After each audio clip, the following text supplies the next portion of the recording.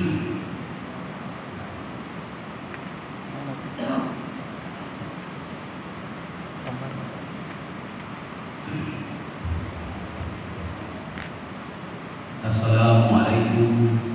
warahmatullahi wabarakatuh.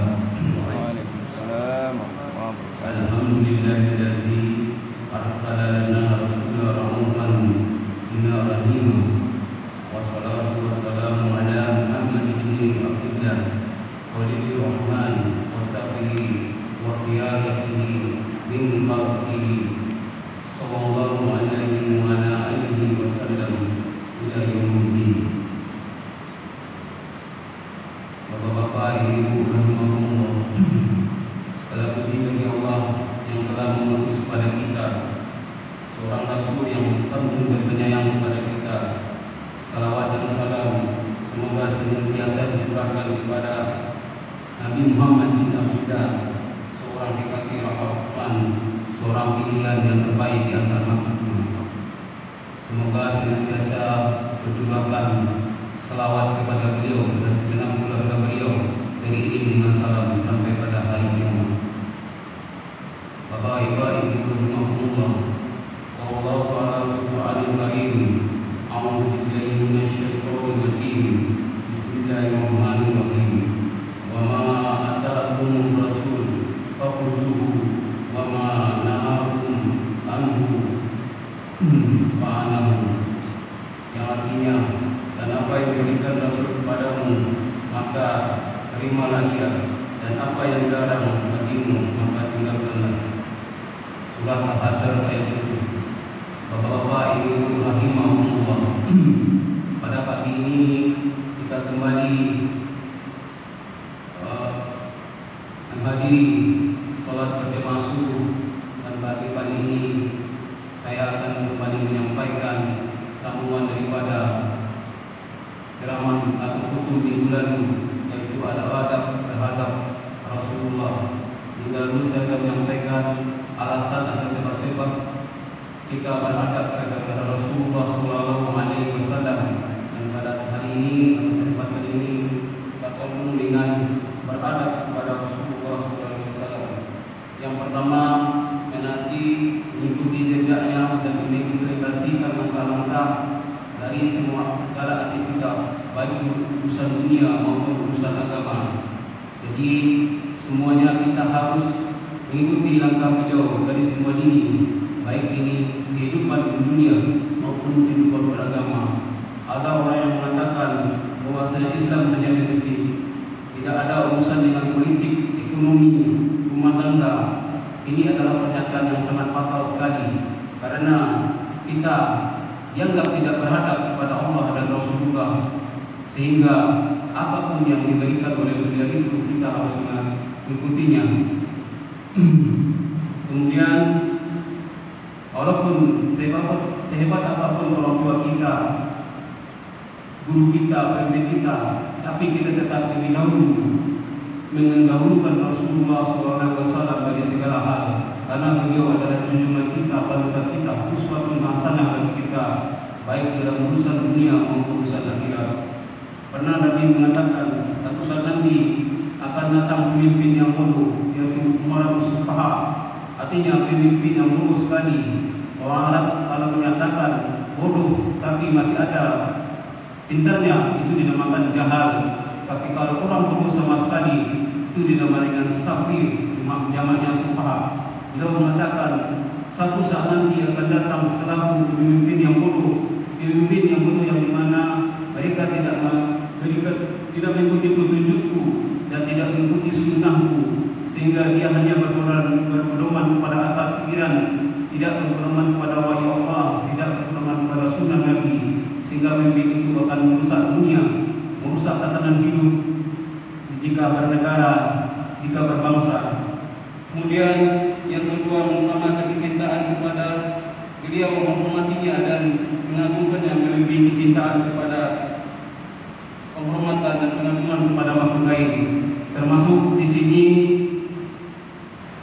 kita lebih menghormati atau mencintai beliau daripada orang tua kita, pasangan-pasangan kita, dan anak-anak kita, dan seterusnya. Yang ketiga, mencintai orang yang beliau cintai, dimusuhi orang yang beliau musuhi, ridho terhadap apa saja yang menjadi keridhoannya, dan marah terhadap apa saja yang menyebabkan kemarahannya. Nabi sangat mencintai banyak sahabatnya, termasuk istri-istri beliau, yaitu Aisyah, Hafsah, Sofia, Ummu Salamah, Zainab, Maria, Maimunah, Juwairiyah, radhiyallahu anha. Pada suatu hari Amr bin As, seorang sahabat yang beliau sangat pintar sekali. Beliau sering bermuamalah dengan Nabi. Saking tingginya akhlak beliau, Amr bin As menyangka bahwasanya dia yang paling dicintai oleh Nabi. Pada suatu hari majelis, Amr bin As bertanya kepada Nabi, "Ya Rasulullah, siapa orang yang kau cintai?" Sambil berharap jawaban beliau adalah terhadap Amr bin As sendiri. Tetapi Nabi menyatakan bahwasanya yang paling cintai Abu Bakar. Kemudian dia terdiam dan kemudian bertanya lagi, "Siapa lagi ya Rasulullah?" "Anaknya Aisyah." Kemudian dia bertanya lagi, "Siapa ya Rasulullah dari para laki-laki?" "Umar." Kemudian dia bertanya lagi, "Siapa lagi ya Rasulullah?" "Utsman." Kemudian dia bertanya lagi, "Siapa lagi ya Rasulullah?" "Ali." Tetapi kemudian bertanya lagi, Nabi menjawab sampai 10 orang yang menjamin masuk surga. Kemudian yang ke-11 baru Amr bin As. Saksi bahasan kita di sini adalah bahwasanya kita harus mencintai Abu Bakar, Aisyah, dan istri Nabi lain, sahabat Nabi lain. Pada saat ini banyak orang yang melaknat, contohnya dari golongan Syiah yang melaknat Abu Bakar, Umar, Aisyah. Ini sehingga sungguh orang yang tidak beradab, karena Nabi sendiri mencintai orang-orang yang beliau cintai dari keluarga beliau dan sahabat-sahabat beliau yang merupakan memperjuangkan Islam di awal-awal Islam baru tegak, yang dimana Islam sangat diasingkan oleh penduduk dari pada Makkah sehingga beliau hijrah ke Madinah, dan orang-orang tersebutlah yang menjadi penolong beliau atau disebut juga Hawariyun atau orang-orang sahabat yang membantu beliau dalam perjuangan. Yang keempat, mengagungkan dan memuliakan nama beliau. Kita akan disebut berselawat dan salam kepadanya, menghormati dan menjunjung akhlaknya. Di sini apabila kita selalu disebutkan nama Rasulullah SAW, kita harus berselawat kepadanya. Di mana suatu hari di majelis Nabawi ada satu orang syekh ditanya oleh seorang jamaah, "Ya syekh, apakah selalu kita menyebutkan salawat kepada Nabi selama engkau menyebutkan nama Rasulullah SAW?" Syekh bilang, "Tentu saja.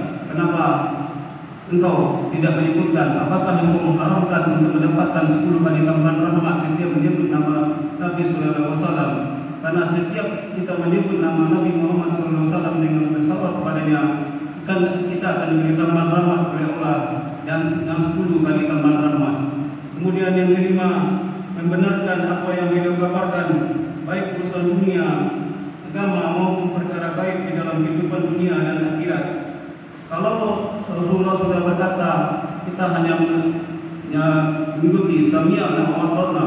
Kalau orang menyampaikan Allah Rasul, berarti tidak ada bantahan lagi terhadapnya, kecuali ada penyampaian yang lebih dari satu. Contoh, pada masa dulu sebelum Nabi hijrah ke Madinah, Nabi berada di Makkah, Nabi melarang kaum wanita untuk berziarah kubur. Tetapi setelah beliau berada di Madinah, beliau menyampaikan, dulu waktu di Makkah saya melarang kaum wanita untuk berziarah, tetapi sekarang saya akan menyuruh kalian untuk berziarah kubur untuk mengingat kematian.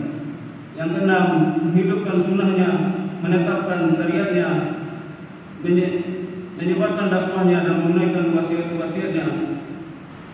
Di sini semua sunnah Nabi dihidupkan. Jangan sampai kita balik, kita menghidupkan bid'ah.